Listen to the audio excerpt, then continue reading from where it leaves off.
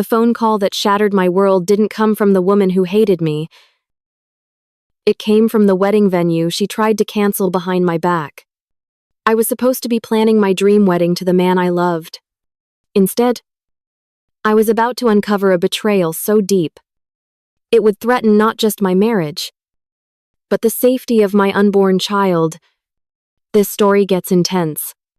If you've ever had to fight for your own peace and respect, hit that like button and let's get into it. The future felt like it was finally in focus. Not in that blurry, far-off way you imagine when you're a kid, but sharp and clear. Like a photograph coming to life right in front of you.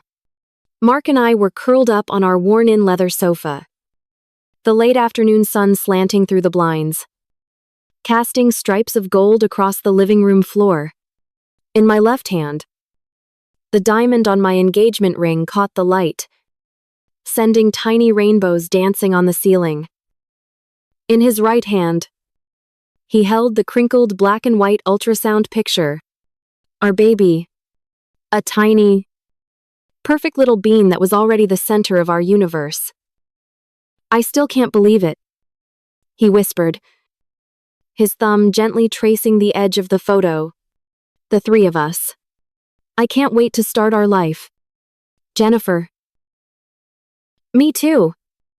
Honey, I said, leaning my head on his shoulder. We'd been together for nearly 3 years. A comfortable and happy 3 years. He'd proposed 2 months ago on a crisp autumn evening in the park where we had our first date. And finding out I was pregnant a few weeks later felt like the universe was giving us every sign that this was right. A spring wedding. A new baby. It was everything I'd ever wanted. We spent the next hour crafting the perfect, cheesy announcement for Facebook. We settled on a picture of my hand with the ring, resting on his, with the ultrasound photo tucked neatly between our fingers. The caption was simple. First came love. Then came a ring. Next comes a baby in the spring. It was sweet. It was us. We hit post and watched the likes and comments start flooding in. Hearts. Congratulations. Exclamation points. It was a wave of pure joy. And then, a notification popped up that made the warm feeling in my chest turn cold. It was from Mark's twin sister, Kendra. Her comment wasn't a congratulations or an I'm so excited for you guys, no.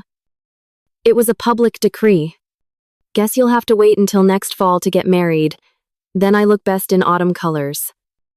And as maid of honor, I get to pick the bridesmaid dresses. I read it twice. Then a third time. Sure, I was misunderstanding.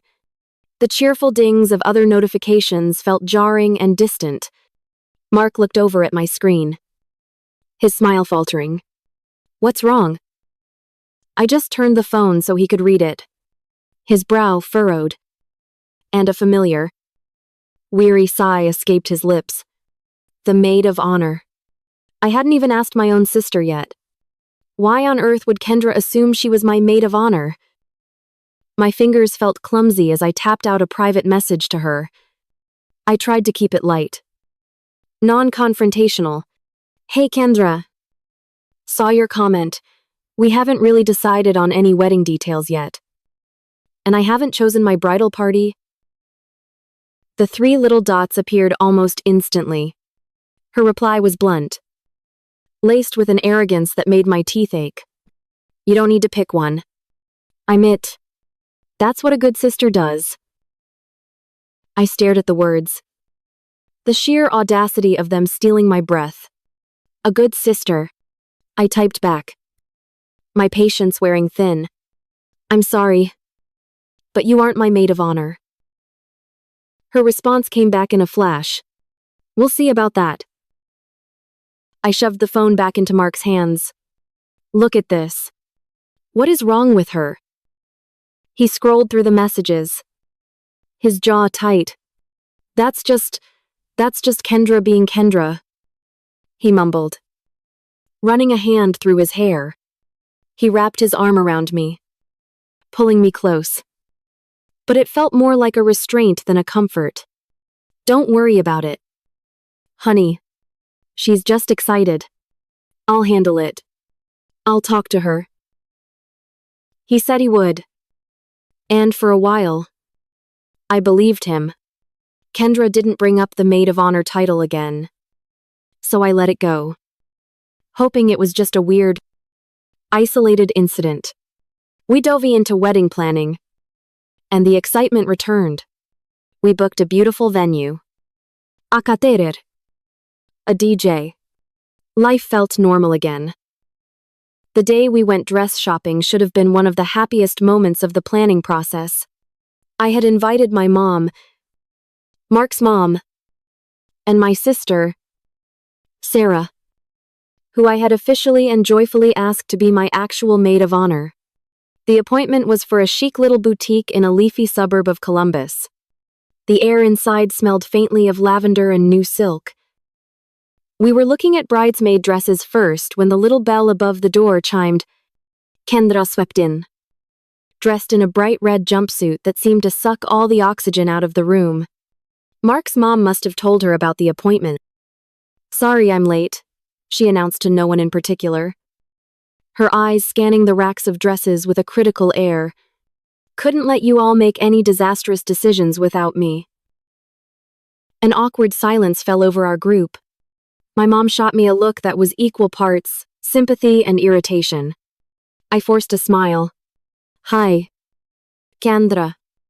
We were just looking at some options for Sarah. I pulled out a gorgeous gown in a soft, pastel yellow. It was the color I'd dreamed of. The color of daffodils in spring. Sarah held it up to herself, her face lighting up. Kendra scoffed. A loud, theatrical sound. She walked over and pinched the delicate fabric between her fingers as if it were a dirty rag. Yellow, seriously. It's tacky and will make everyone look jaundiced. Especially when you start showing. Jennifer, we should do something bold. Like fuchsia. Before I could respond, she was already pulling garish pink and blue dresses off the rack, completely ignoring the color scheme I had gently tried to explain. My sister, bless her heart, simply said, Kendra, if you're not going to be helpful, maybe you should just sit down. The tension was so thick I could feel it pressing on my chest. I didn't want to cause a scene in front of my future mother-in-law, a woman with whom my relationship was already strained and polite at best. So I just said, let's just focus on my dress for now. I went into the dressing room with a consultant, trying to shake off the knot of anxiety in my stomach. The first dress I tried on was a beautiful A-line with delicate lace sleeves. When I stepped out onto the pedestal, I felt a flutter of excitement. This was real. Kendra's voice cut through the moment like a shard of glass. That style won't hide the baby bump for long. It'll just make you look wide. She tilted her head. A fake, pitying look on her face. And honestly, are you sure you should be wearing white, I mean? It's not exactly traditional when you're, well, you know, when you're obviously not pure anymore. The air left my lungs. The smiling faces of my mom and sister froze. The boutique, which had felt so magical moments before, suddenly felt like a courtroom where I was on trial. I looked at my reflection in the giant mirror at this woman who was about to get married, about to become a mother, and felt a surge of cold, clear anger. I met Kendra's smug gaze in the mirror. My voice, when it came out, was quiet and steady. That's funny, I said, turning to face her directly. I seem to recall you wore a white dress to your courthouse wedding. And you weren't exactly a virgin then, either. A shocked silence filled the space. Kendra's face went from pale to a blotchy red. She opened her mouth, then closed it, sputtering something incoherent under her breath about how that was different. The consultant, sensing a code-red situation, quickly ushered me back into the dressing room. Let's try the mermaid gown next. Shall we? She said with forced brightness. When I came back out a few minutes later, Kendra and my mother-in-law were gone. The tension had vanished with them, leaving a clean, quiet space. Sarah was standing there with a slow, triumphant smile spreading across her face. She just gave me a subtle wink.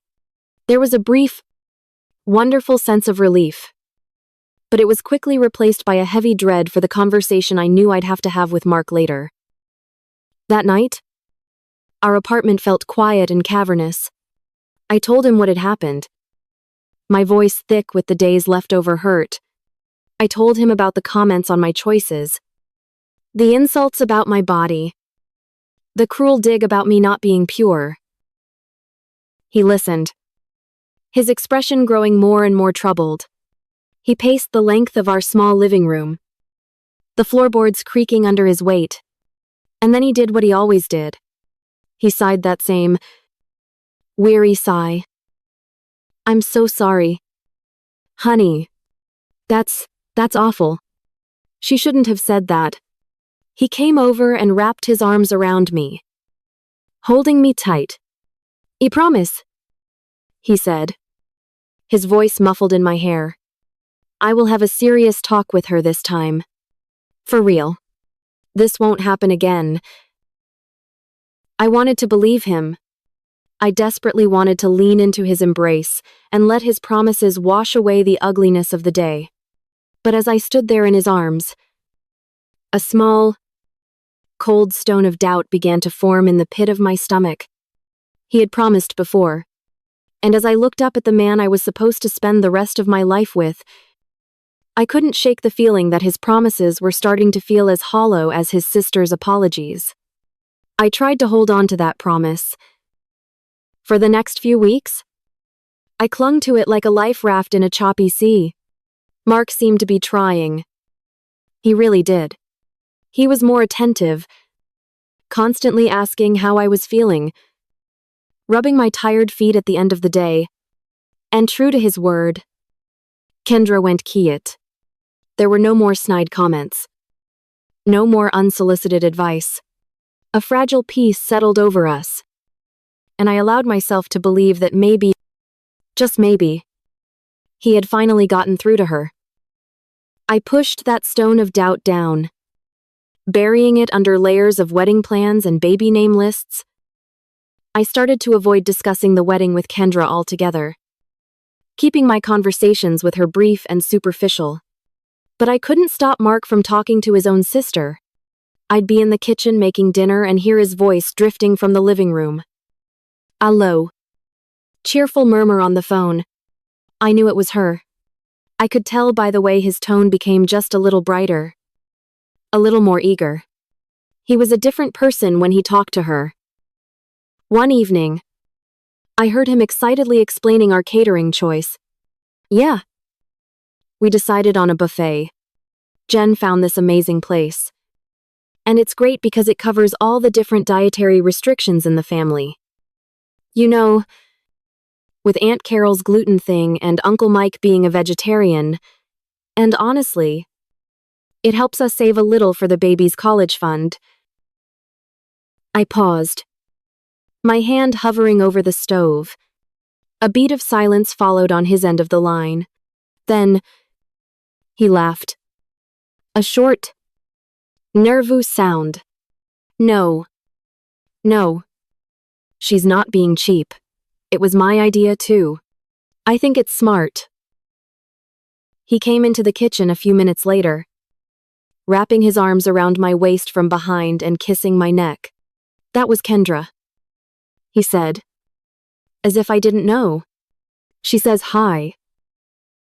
What did she have to say about the buffet? I asked, my voice carefully neutral. He hesitated. Oh, you know, she just thinks that we deserve someone who doesn't cut corners on our wedding day. He tried to make it sound like a joke, but the words hung in the air between us, heavy and sour. A few days later, it happened again. He was telling her about the venue, his voice filled with a genuine passion that twisted my heart. I'd chosen it specifically because it was where my parents had gotten married. With my dad gone, having our ceremony there was the only way I could feel like he was a part of the day. A way to honor his memory in a place that held so much joy for our family. Mark's voice dropped. What? No. It's not tacky. It's meaningful. It's special to Jennifer. Another pause. No. People are not going to laugh at us. That night, when he relayed her comments back to me, the words felt like tiny, poisoned darts. She called our special place tacky, he admitted, unable to meet my eyes. He told me she'd also made a crack about our choice of a DJ, saying she knew I wasn't sophisticated enough to hire a live band. I finally snapped. The fragile piece shattered. And what did you say? Mark, did you tell her to stop insulting me? Did you tell her that her opinion is cruel and unwelcome? Or did you just say, that's my idea too, and let her walk all over me again? His face fell. I told her it's what we wanted. Jen, you know how she is. She's always been like this. She doesn't mean it the way it sounds. I don't care how she means it, my voice was rising, trembling with a frustration so deep, it felt like it had been building for months. That is not an excuse. Mark, it is not an excuse for her to be disrespectful and to stick her nose into things that are absolutely none of her business. When are you going to stand up for me, for us? He looked helpless. Torn. I know, he said quietly. You're right. I'll do better. But the words sounded hollow. A rerun of a promise I was no longer sure I could trust. That Friday afternoon, the world tilted on its axis. I was at my desk, trying to finish up a report before the weekend.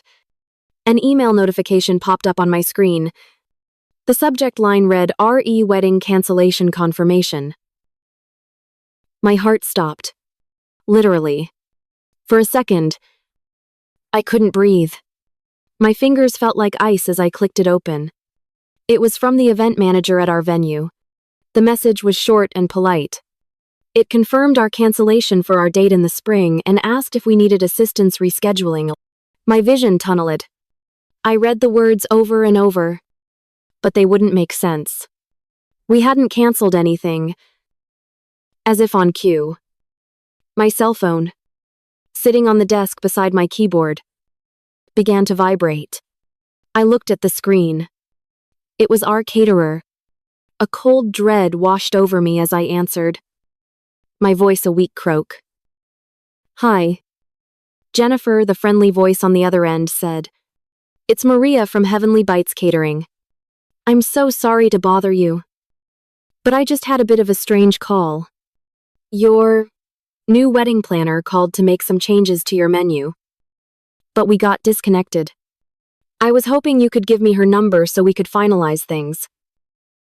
New wedding planner. The words echoed in the sudden, roaring silence of my mind. I didn't have a wedding planner.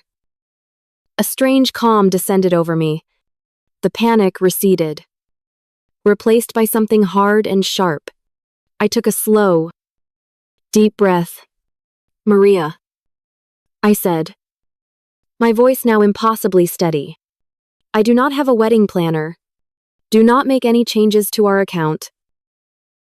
I immediately wrote back to the venue, my fingers flying across the keyboard. I told them there had been a grave mistake, that we had absolutely not canceled, and to please reinstate our original date. Then, I called the caterer back. Maria told me that a woman claiming to be my planner had tried to switch our entire menu from the buffet we'd carefully chosen to a formal, plated dinner that would have nearly doubled our cost. From now on, I said, the words tasting like metal in my mouth, I want you to put a password on our account. No changes can be made by anyone. Not even Mark. Unless they can provide it. Of course, Maria said, her voice full of sympathy. What would you like the password to be? I thought of the venue, of my father walking my mother down that aisle. The password is Dad's memory. I spent the next hour on the phone, calling every single one of our vendors, the DJ, the florist, the photographer, and setting up the same password protection with each of them. To their credit, every person I spoke to was horrified and incredibly supportive. When Mark got home that evening, the apartment was dark. I hadn't bothered to turn on any lights. I was just sitting on the sofa, staring into the blackness, my phone clutched in my hand. He flipped the switch, blinking in the sudden light, his cheerful smile dying on his lips when he saw my face. Hey, what's wrong? You okay? I told him everything. I told him about the email, the phone call, the password. As I spoke, his face cycled through confusion, disbelief, and then a stubborn denial. No, he said, shaking his head. No way. Kendra wouldn't do that. That's insane. Is it? Mark, I stood up, my body humming with a cold, controlled rage. Is it more insane than her publicly declaring herself my maid of honor or telling me I'm too impure to wear a white dress? She has been sabotaging this wedding with her words for months. This was just the next logical step. But to actually call them, to cancel. I don't care if you believe it or not, I said, my voice dangerously quiet. I want her uninvited from the wedding. I'm done. I will not have that venomous, manipulative person anywhere near me on a day that is supposed to be the happiest of my life. He stared at me, his eyes wide with panic. Jen, you can't be serious. We can't uninvite my sister, my twin sister. My parents would kill me. It would tear our families apart. Your sister is the one tearing us apart, and your refusal to do anything about it is helping her. We argued. But it was pointless. He couldn't see it. Or he wouldn't. The next day, I agreed to meet them for lunch. A final test. We sat at a small table in a bright, noisy bistro. Kendra was acting as if nothing had happened, chattering on about some drama at her work. Mark was picking at his food, a muscle twitching in his jaw. I was silent. A block of ice in the middle of their forced pleasantries. Finally, as the waitress cleared our dessert plates, Mark cleared his throat. He looked at his sister, his expression pained. Kendra, he began, his voice barely a whisper. Did you call Jennifer's wedding vendors? Kendra didn't even blink. She took a sip of her iced tea, then set the glass down with a delicate click. A small, self-satisfied smile played on her lips. Of course I did, she said, looking directly at me. That's what a maid of honor does. Make sure the bride makes the right decisions and doesn't embarrass herself. The sheer, unadulterated gall of her statement sucked the air from my lungs. Before Mark could even react, I found my voice. You are not my maid of honor. And even if you were, you do not have the right to go behind our backs and change plans that you are not paying for. I don't see what the big deal is, she scoffed. Grandma gave you guys that huge check. It's not like you can't afford it. I was done. This has nothing to do with money, and everything to do with the fact that you have done nothing but disrespect and insult me since the day we got engaged. Trying to cancel the place where my dead father married my mother was the last straw. You are no longer welcome at my wedding. Her jaw dropped. She looked at Mark, her eyes wide, waiting for him to leap to her defense. And he did. He turned to me, his voice pleading. Jen. Honey, come on. Why don't we just give her another chance? I stared at him. It felt like the world slowed down. All the noise of the restaurant faded away. It was just his face. His words hanging in the air like a final verdict. Another chance. A chance to do what cancel the DJ dye my wedding dress red. I didn't answer him. I didn't have any words left. Without a sound, I picked up my purse, slid out of the booth, and walked out of the restaurant. I didn't look back. The feeling of his eyes and hers boring into my back was a physical weight. But I didn't falter. I got in my car, turned the key in the ignition, and drove away, leaving him sitting there with the sister he had so clearly chosen. I don't remember much about the drive. The streets of Columbus were a blur of smeared traffic lights and anonymous storefronts. My hands were gripping the steering wheel so tightly that my knuckles were white mountains on a pale landscape. I wasn't crying. The shock was a crystalline shield around my heart, too cold and hard for tears to penetrate. The only thought that played on a loop in my head was his voice, pleading and weak. Why don't we just give her another chance? A chance? He had watched his sister admit to systematically and maliciously trying to dismantle our wedding. A wedding she had already poisoned with her cruelty. And his first instinct was to protect her. My car seemed to drive itself, navigating the familiar roads to the one place I knew I would be safe. When I pulled into my sister Sarah's driveway, my body finally started to shake. I killed the engine and just sat there, the tremors starting in my hands and spreading through my whole body. The porch light flicked on. The front door opened, and Sarah stood there, silhouetted in the warm light from her hallway. She must have seen my car pull in. She didn't say a word, just walked down the steps and opened my car door. The look on her face was all I needed. It held no questions, no judgment, only a deep, bottomless well of understanding. She unbuckled my seatbelt, helped me out of the car, and wrapped her arms around me. It was only then, held in the solid, unwavering safety of my sister's embrace, that the shield finally shattered and the sobs came. She steered me inside, sat me down on her plush couch, and wrapped me in a heavy quilt that smelled like her laundry detergent and home. She didn't press me for details. She just made me a cup of chamomile tea, put on some mindless television show, and sat with me in the quiet darkness while I cried myself empty. You can stay as long as you need, was all she said. And I knew she meant it. My phone buzzed incessantly on the coffee table with texts and missed calls from Mark. But I ignored it, letting the battery die. The next morning, I woke up on the couch to the smell of coffee and bacon. Sarah was in the kitchen, moving with a quiet efficiency.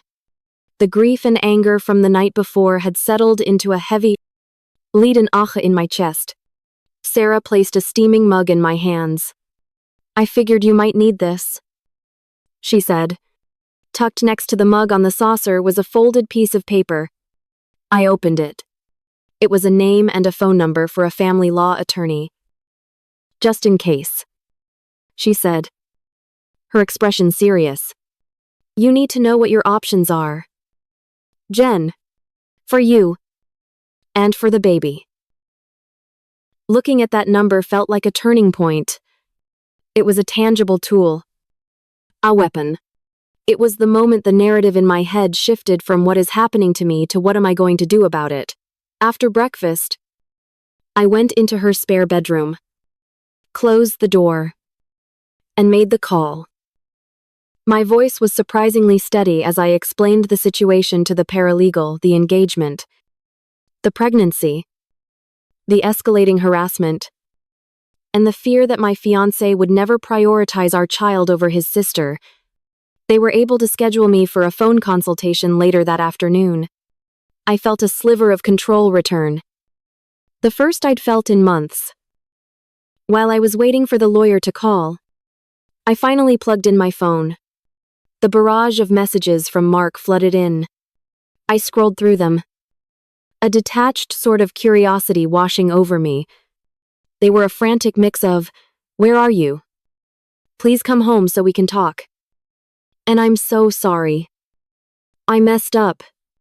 I decided to send one." Simple reply. "I'm safe at Sarah's. I'll come home after work today to talk. I needed to go back to get my things. And I needed to do it on my own terms." I added, "I am incredibly hurt that you refuse to listen to or support me. I need to figure out what I want to do." He replied almost instantly, "What do you mean? What do you want to do? Are you talking about calling off the wedding?" I typed back without hesitation, "That's exactly what I'm considering." His next message was the one that sealed his fate. It was the final, unforgivable nail in the coffin of our relationship. "Jennifer, please don't let your pregnancy hormones make you do something irrational." I read the text, and all the churning emotion inside me went still. It was a quiet, profound, and chilling moment of clarity. He didn't see me. He didn't see a woman who had been pushed to her absolute limit by his family's toxicity and his own weakness. He saw a hysterical, irrational, hormonal vessel for his child. I didn't reply. Not even when a good night, "I love you" message followed hours later. Before I went to sleep, I sent him one last thing, the link to the anonymous Reddit post I had written, where I had laid out everything that had happened. "Read this." I typed, "Read it before I get there tomorrow." My consultation with the lawyer was enlightening.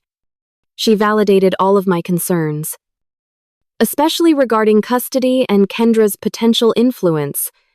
She advised me to document everything, to keep a record of every interaction, every text, every unhinged act.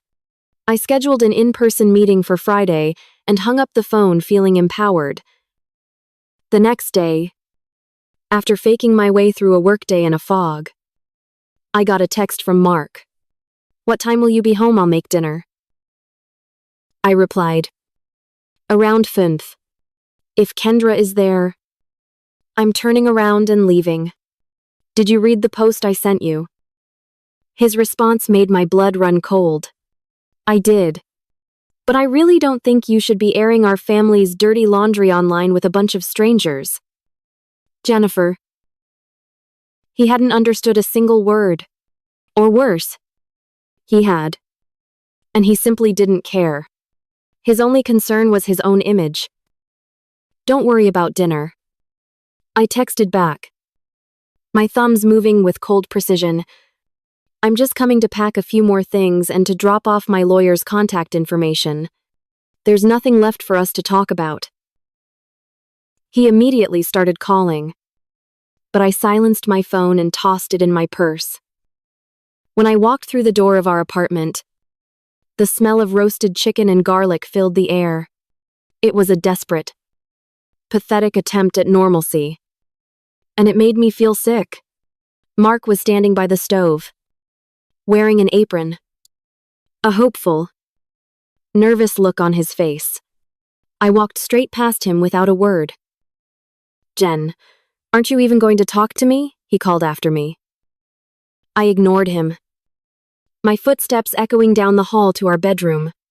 I pulled my largest suitcase from the top of the closet and started methodically opening drawers, pulling out my clothes, my toiletries, my personal belongings. He stood in the doorway, watching me, his face a mask of confusion and hurt. He just didn't get it. Looking at him, at the man I thought I knew, filled me with such a profound sense of anger that I knew if I spoke, I would shatter. I needed to do this with a clear head. After I had packed everything I needed for the foreseeable future, I zipped the suitcase shut. I walked back out to the dining room, where he had set the table for two. I sat down, but didn't touch the plate. I placed my phone face up on the table, discreetly turning on the voice recorder. I looked at him, my expression unreadable. "Talk," I said. "You wanted to talk. So talk." He looked flustered. I'm sorry," he stammered. "I didn't realize how upset you were by Kendra's behavior." A humorless laugh escaped my lips. "You didn't realize. Do you not remember me sobbing after the dress fitting because of what she said about my body?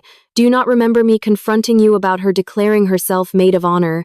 Do you not remember the conversation we had just a few days ago, where I explained exactly how much that venue meant to me and my dad's memory? After all that, you still wanted to give her another chance." "A chance to do what?" "Mark cancel, the DJ, sabotage the florist."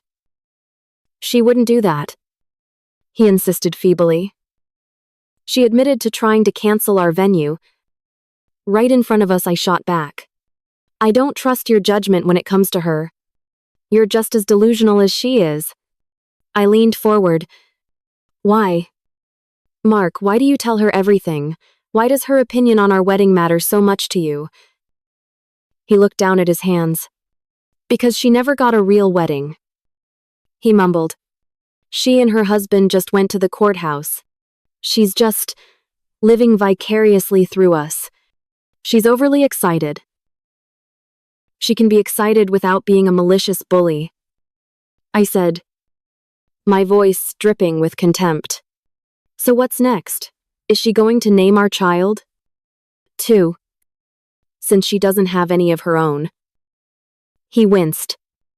And in that tiny, flinching movement, I knew I had hit something. "What is it?" I demanded.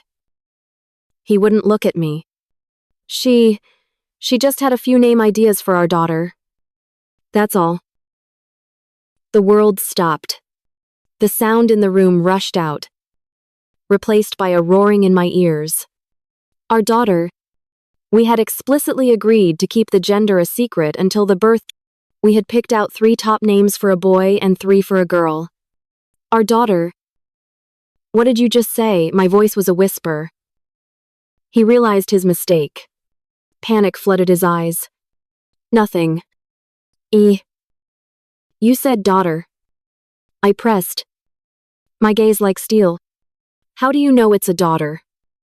"Mark." He finally broke. He confessed that he had called my OB/GYN's office, pretending to be me, claiming we had changed our minds and wanted to know the gender so he could plan a surprise reveal for me. The violation of it, the absolute betrayal, was staggering. "Why?" I whispered, the single word holding a universe of pain. His reason was the most sickening part of all. "Kendra was upset," he said, his voice small.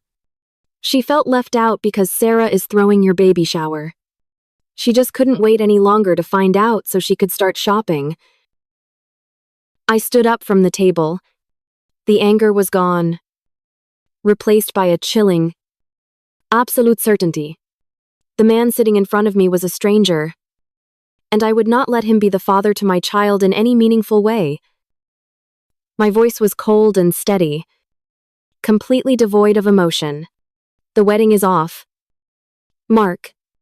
You can call the vendors and cancel, or you can use them to marry Kendra.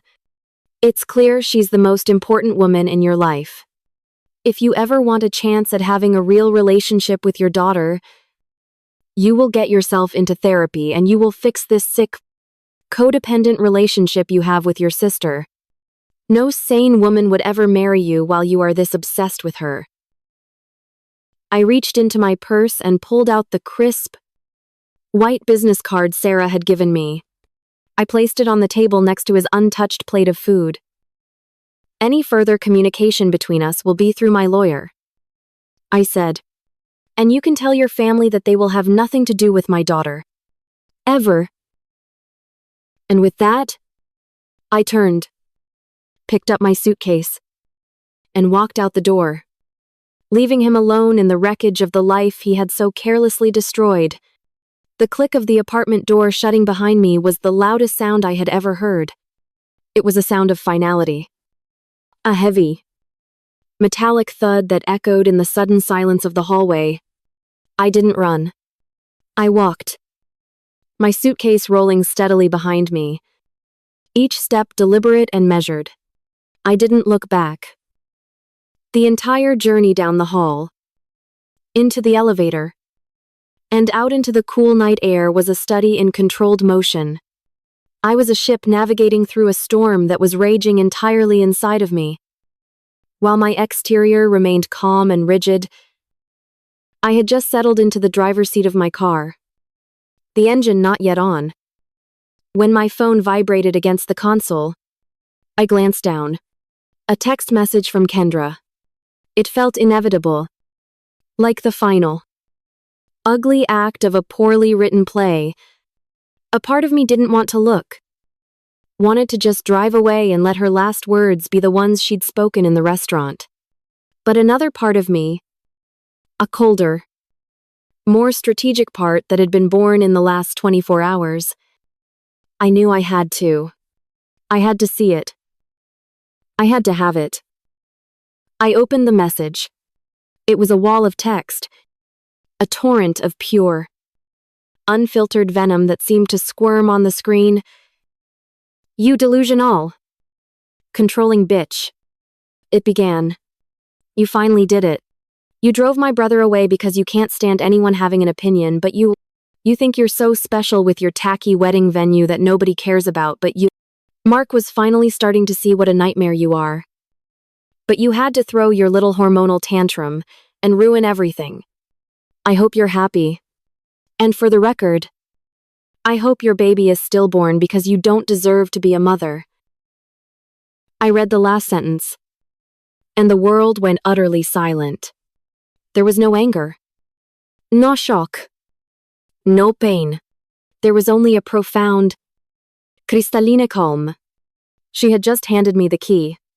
She had just given me everything I would ever need to protect my daughter from her. My fingers moved with a steady, detached precision. I took a screenshot of the entire conversation. I opened my email, attached the image, and sent it to my lawyer. The subject line was simple. For the file. The body of the email was even simpler, adding this to the record. This was received this evening. Then, and only then, did I start the car and pull away from the curb, leaving the apartment, the man inside it, and the entire life I thought I was building behind me for good. The next morning, I woke up on Sarah's couch feeling strangely light. The weight that had been pressing on my chest for months was gone. In its place was a clear sense of purpose. After a quick breakfast, I sat down at her kitchen table with a notepad and my phone.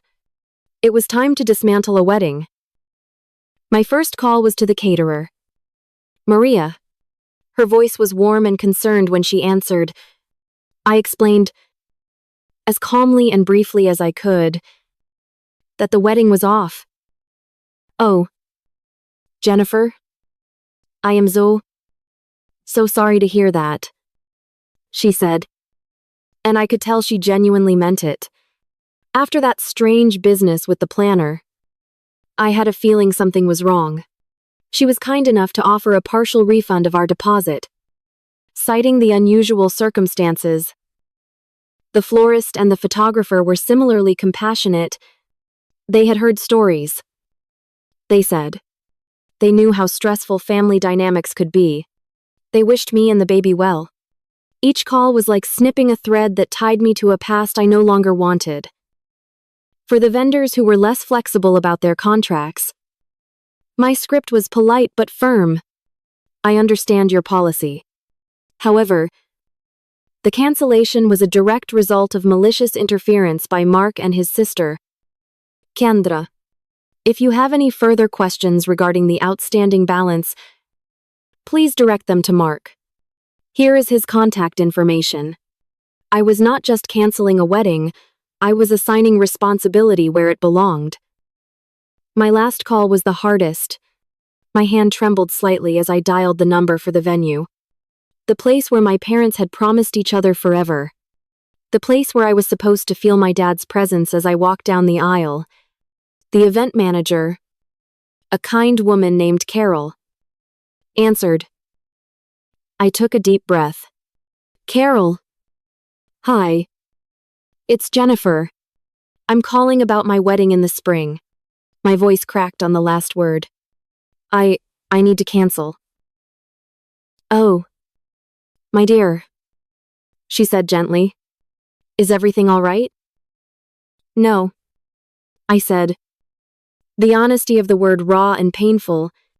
It's not. But it will be. I need to cancel. Regardless of whether I can get the deposit back. I can't. I can't let that place be tainted by this memory. It needs to remain a happy place in my mind. There was a pause on the other end of the line. I understand completely. She finally said, her voice full of a motherly warmth that made my eyes well up. Consider it done. And Jennifer, you're doing the right thing? Protecting your peace. Your father would be proud. I hung up the phone and finally let a few tears fall. They weren't tears of sadness, but of release. I had cauterized the final wound. Over the next few days, Mark tried desperately to get through. My phone would buzz with his calls. His name flashing on the screen. Texts would pop up. A stream of apologies. Please. And accusations. I read none of them. I simply looked at his name. I felt a distant pang of pity for the weak man he was. And pressed block. The silence that followed was the most peaceful sound in the world. A month later, Sarah and I were in the spare room of her house, which was slowly but surely transforming. The walls, once a neutral beige, were now a soft, buttery pastel yellow, the color of sunshine and daffodils, the exact color Kendra had called tacky. We had just finished assembling a simple white crib and were now trying to decipher the instructions for a changing table. I was laughing. A real, deep belly laugh. At Sarah's frustration with a particularly stubborn screw. When I realized it was the first time I had laughed like that in a very long time, I paused, a paintbrush in my hand, and looked around the sun-drenched room. A feeling of profound contentment washed over me. This was my new beginning. It wasn't the one I had planned, but it was real. And it was mine. My phone buzzed on a nearby drop cloth. It was an email from my lawyer. I opened it, my heart giving a slight nervous flutter. It was an update. She had presented our case, along with the mountain of evidence, the texts, the call logs from the vendors, and the final, damning screenshot from Kendra to Mark's attorney. They have agreed to all our terms. The email read, Mark will have supervised visitation rights only, and the court will issue a permanent no-contact order for Kendra. They offered no contest. I read the words again. No contest. They knew they had no defense. The screenshot had been the final, undeniable proof of Kendra's unhinged and malicious nature. A quiet, powerful wave of vindication washed over me. It wasn't a loud, triumphant victory. It was a silent, legal checkmate. Justice. Served not with a bang, but with the quiet tap of a lawyer's keyboard. That evening, I sat alone in the nearly finished nursery. The late sun cast long shadows across the new yellow walls. I rested my hands on my growing belly, feeling the gentle, rhythmic flutter of my daughter moving inside me. The storm had passed. The anger and the grief had burned away, leaving behind not a scar, but a quiet strength I never knew I possessed. I had fought my first, most important battle as a mother, and I had won. I thought about the elaborate wedding I had planned, the white dress hanging in a closet I would never return to, the rings tucked away in a box somewhere. I had lost a wedding. I had lost the man I thought I loved. But as I sat there, in the peaceful silence of the room I had built for my child, I realized what I had gained. I had gained my freedom. I had gained my self-respect. And I had given my daughter the greatest gift I could ever offer her. I didn't get the wedding I dreamed of, but I gave my daughter something far more precious, a lifetime free from their poison. And that, I realized, was the most perfect beginning of all.